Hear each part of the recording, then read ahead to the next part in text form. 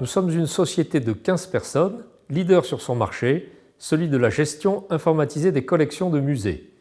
Nous avons rejoint le groupe suédois Axiell en 2016. Ce rapprochement est intervenu à un moment charnière pour nous, avec la finalisation de nouveaux développements, une certaine transformation de notre environnement et l'entrée de nouveaux acteurs dans notre marché. Dans ce contexte, rejoindre un groupe leader pouvait accélérer notre adaptation à ces changements et nous permettre de conserver notre leadership avec des capacités de développement accrues et l'accès à de nouveaux produits et services. Axiell a lancé fin 2016 une étude Great Place to Work pour tout le groupe. Les résultats se sont avérés décevants.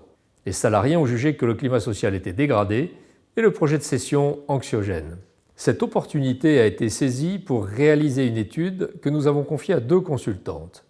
Elles nous ont proposé d'élargir la démarche, de l'inscrire dans un projet financé par la CARSAT et de viser dans un même cadre l'amélioration du bien-être au travail et la prévention des risques psychosociaux, la mise à jour du document unique en incluant ces risques, l'amélioration de la performance et l'intégration au groupe Axiell.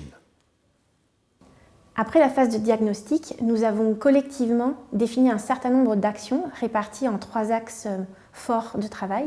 Le premier axe a été l'intégration au sein du groupe qui a été vraiment progressive et qui est aujourd'hui effective.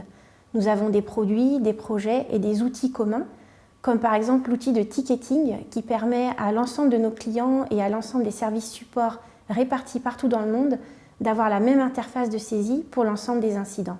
Ce sont ce type d'actions qui ont permis de donner du sens au rachat et un sentiment d'appartenance au sein du groupe Axiell. Le deuxième axe de travail a été la communication entre le service développement et le service support.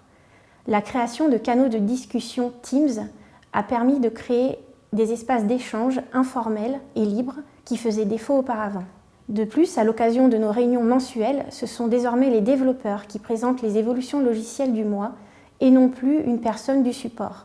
Cette évolution des pratiques a permis de faire évoluer les rapports entre services et de favoriser l'implication de chacun. Enfin, une préparation collective et mieux structurée des plans de release, c'est-à-dire des évolutions logicielles à venir, a permis d'améliorer la qualité du produit, la satisfaction client et in fine la fierté ressentie pour le logiciel micromusée édité par l'entreprise. Enfin, troisième axe, nos réunions mensuelles en présentiel avec des collègues venant de Toulouse, Bordeaux, Paris, Montpellier, Le Havre sont dorénavant associés à des moments de convivialité ritualisés qui renforcent le plaisir de travailler ensemble et la cohésion d'équipe. Ce travail collectif a donc eu des effets bénéfiques qui perdurent aujourd'hui.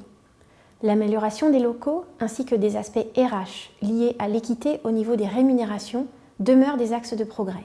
La santé au travail est une pratique au long cours qui nécessite d'être régulièrement réinterrogée par les salariés et la direction.